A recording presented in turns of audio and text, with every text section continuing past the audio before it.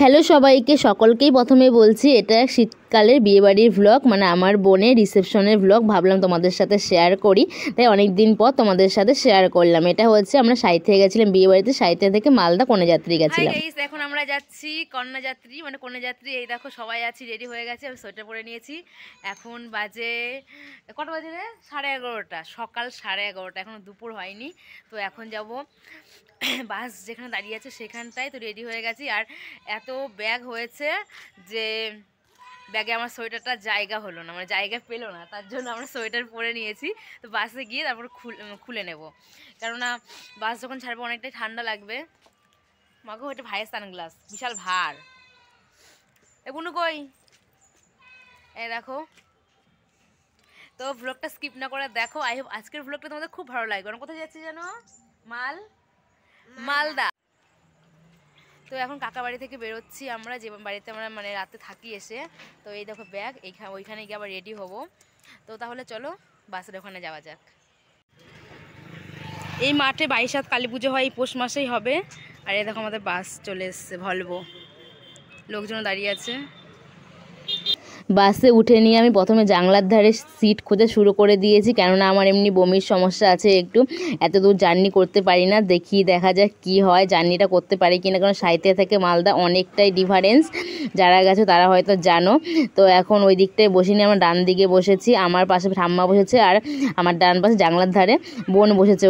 আমি ওকে বললাম আমি কিন্তু জানলার ধারে বসবো, তুই একটু সময় বস, তারপরে কিন্তু বসবো। ও বলছে আমি হাওয়া খেতে খেতে যাবো, মানে সব দেখবে হাওয়া খাবে, এর জন্য জানলার ধারে বসবে, মানে ওর কোনো সমস্যা নেই। আর আমার যেহেতু একটু সমস্যা আছে, এর জন্য ওকে বললাম তুই আমার সাইডটায় বস, আমি তোর ওখানটায় বসি। আমরা নদীর ওপর দিয়ে যাচ্ছি, এ দেখো।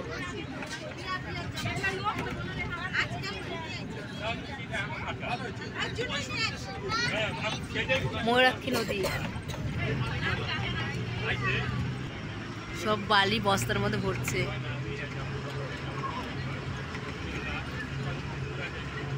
এই যে এটা হলো নদী, ময়ূরাক্ষী নদী। জল শুকিয়ে গেছে, মাঝখান দিয়ে রাস্তা করে নিয়েছে।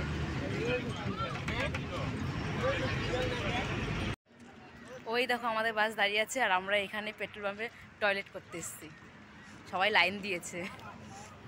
সত্যি কথা বলতে বাস জার্নি এত দূর, মানে এই ফার্স্ট টাইম করলাম। আমি কখনো এত দূর বাস জার্নি করি না, কেন এত দূর ভালো লাগে না বাসে এতক্ষণ থাকতে। তো জানলা থেকে হাওয়াটা আসছিল দেখে অতটা অসুবিধা হয়নি।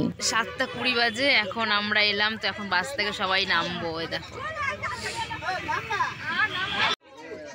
এখানে দেখো আমাদের জন্য বিছানা রেডি, সব চলে এসছে। আমরা এখন আসতে বাকি আছে, হেঁটে হেঁটে আসছে সবাই। এ দেখো, আর বিছানাটা দেখো পুরো গদি হলঘর করে ফেলেছে ছাদের উপরটায়। পাগল পাগল লাগছে। এইমাত্র আসলে, এখন রেডি হবো, তারপরে রিসেপশনের এখানটায় যাবো।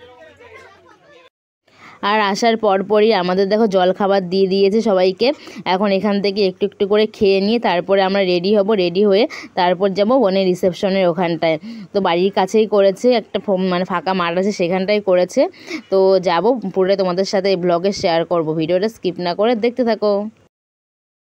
আর এই হচ্ছে আমার ফাইনাল লুক, একটা গাউন পরে নিয়েছি, কেমন লাগছে অবশ্যই কমেন্টে জানিও। গাইস সবে এইমাত্র রেডি হলাম। তো এখন যাবো রিসেপশন যেখানে করছে সেখানে। আর এটা হলো আমার বোনের ঘর। তো সাজানো হয়ে গেছে, আমরা যখন এলাম তখন ফুল দিয়ে সাজাচ্ছে খাটটাকে। আর সবাই চলে গেছে, কন্যাযাত্রী যারা যারা এসেছিলো, কিন্তু আমি আর কাকি দাঁড়িয়ে আছি, মানে কাকি আমার জন্য দাঁড়িয়ে আছে বাইরে। ওই দেখো, তো কাকি আর আমি এখন যাব।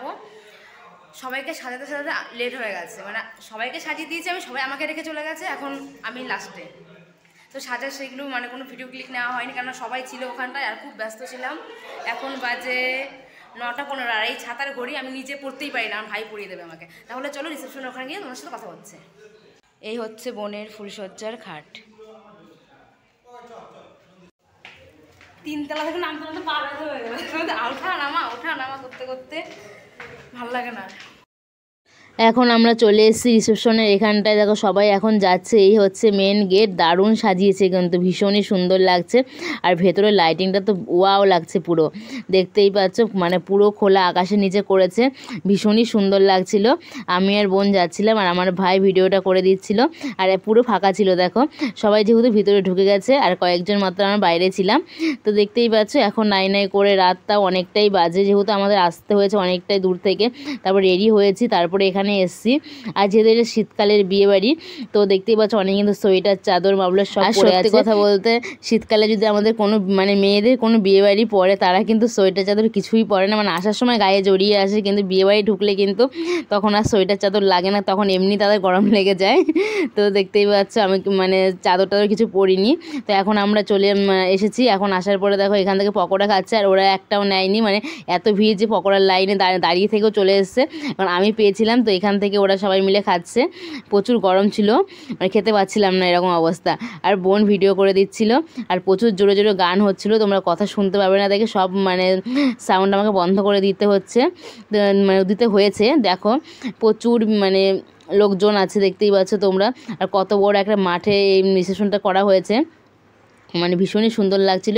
এখন অবশেষে অনেকক্ষণ লাইনে দাঁড়ানোর পর ফুচকা স্টলে আমরা লাইনটা পেলাম। তো বোনকে বললাম খাবি, বলছে না তুই খা।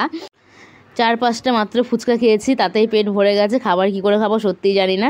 এখন চলে এসেছি বোনের রিসেপশনে এখানটা। এই হচ্ছে বোন আর বোনের বর, কত সুন্দর কত মিষ্টি লাগছে তাই না বলো, ভীষণই সুন্দর লাগছে দেখতে। তো এখানে গিয়ে নিয়ে আমরা কয়েকটা ফটো তুলে নিলাম বোনের সাথে, তো সেগুলো তোমরা রুমা বসা গাইডি ফেসবুকে দেখতে পাবে। তো দেখতেই পাচ্ছ এখন সবাই এখানে একসাথে আছি। বললাম যে এখন খাওয়া দাওয়া করবো, বলছে আরেকটু পরে খাওয়া দাওয়া করি, ভাই বলছিল যে আরেকটু পরে খাওয়া দাওয়া করি। তো এখানে দেখো কফি রয়েছে, মানে পকোড়া রয়েছে, কফি রয়েছে, পকোড়া তো আনছে আর ফুরিয়ে যাচ্ছে। তো এখানে দেখো, আর এই হচ্ছে একটা দিদির মেয়ে, ও আমার সাথে ঘুরবে, তো ওকে নিয়ে যাচ্ছিলাম, মানে সব জায়গাতে একটু ঘুরছিলাম আমরা দুজন মিলে, তারপরে ফটো টটো তুলেছিলাম। তো দেখতেই পাচ্ছ, আর ওইখানটায় বক্স বাজছিল, এত জোরে সাউন্ড বলার মতো না। তো ও নাচবে এখানটায়, দেখো ঘুরেই যাচ্ছে ঘুরেই যাচ্ছে একা একা, মানে নাচবে, নাচার মতো কেউ ছিল না ওর সাথে। এইদিকে সবাই বসেছিল চেয়ারে, তো দেখতেই পাচ্ছ। আর ওখানে ফটোশ্যুট চলছিল, আর স্ক্রিনে দেখানো হচ্ছিলো, দেখো কত সুন্দর লাগছে তাই না বলো। আর ওই দিকটা খাবার টেবিল, তো এখনও চান্স পাইনি আমরা, প্রচুর ভিড় রয়েছে। তো এরপর দেখা যাক যে চান্স পাই কি না। তারপর আমিও এদিক দিয়ে ওদিক দিয়ে হাঁটাহাঁটি করছিলাম, যেহেতু এখন আর ভালো লাগছে না। সেই মানে সকালবেলায় বাসে উঠেছিলাম, সারাদিন বাস জার্নি করা হয়েছে, তারপরে এসে রেডি হয়ে নিয়ে তারপর আবার চলে এসেছি এখানটায়। মানে মনে হচ্ছে বাড়ি কখন যাব, গিয়ে কখন ঘুমাবো, মানে প্রচুর ঘুম পাচ্ছিলো। তারপরে হাঁটাহাঁটি করছিলাম একটু, তো বোন আমার ভিডিও করে দিচ্ছিল। আর আমাকে কেমন লাগছে অবশ্যই কমেন্টে জানিও, একদমই সিম্পলভাবে সেজেছি, তো দেখতেই পাচ্ছ তোমরা সবাই। তারপরে হাঁটাহাঁটি করতে করতে পা ব্যথা করছিলো দেখে চেয়ার নিয়ে বসে পড়েছি। তারপর কিছুক্ষণ বসে থাকার পর আমরা চলে এসেছি খাবার এখানটায়, মানে তখন খাবার জায়গা পেয়ে গেছিলাম। আমাদের পেছনে বসেছিলাম, মানে আমার পেছনে টেবিলে বসেছিল ভাই আর কাকি, আর আমরা এখানে পিসার সাথে বসেছিলাম। আর এখানে দিদির শ্বশুর শাশুড়ি মা আছে, মানে শ্বশুরমশাই শাশুড়ি মা আছে, বসেছে একসাথে বসেছি আমরা, আর বোন বসেছে কাকার সাথে। তো এখনও দেখো খাবার পরিবেশন করা হয়নি, এরপরে অনেকক্ষণ বসে থাকার পর খাবার চলে এসছে। প্রথমে দিয়ে দিয়েছে ভেজিটেবিল চপ, স্যালাড, নানপুরি, চানা মশলা, তারপরে ছিল সাদা ভাত, ভেজ ডাল, তারপরে একটা সবজি তরকারি ছিল, তারপরে ছিল ফ্রাইড রাইস, মটন কষা, চাটনি, পাঁপড়, আইসক্রিম, মিষ্টি সবই ছিল, তারপরে ছিল হজমোলা। তো এখন খাওয়া দাওয়া করেছে, পিসেমশাই বসে আছে পাশে, মানে পিসেমশাই খাওয়া দাওয়া করেছে। পিসেমশাই বলছে কী করছিস, আমি বললাম এই তো ভিডিও করছি, তো কিছু বলেনি। তো দেখতেই পাচ্ছ এখন খাওয়া দাওয়া শেষ করে নিয়ে এখন যাব আমরা বাড়িতে। তো এখন তারপরে আইসক্রিমটা খেয়ে নিচ্ছি বসে বসে, এরপরে বাস ছেড়ে দেবে ভোরবেলার দিকে। তো আজকের মতো এই পর্যন্ত, দেখা হচ্ছে নেক্সট অন্য কোনো ভ্লগে। টাটা সবাইকে, সবাই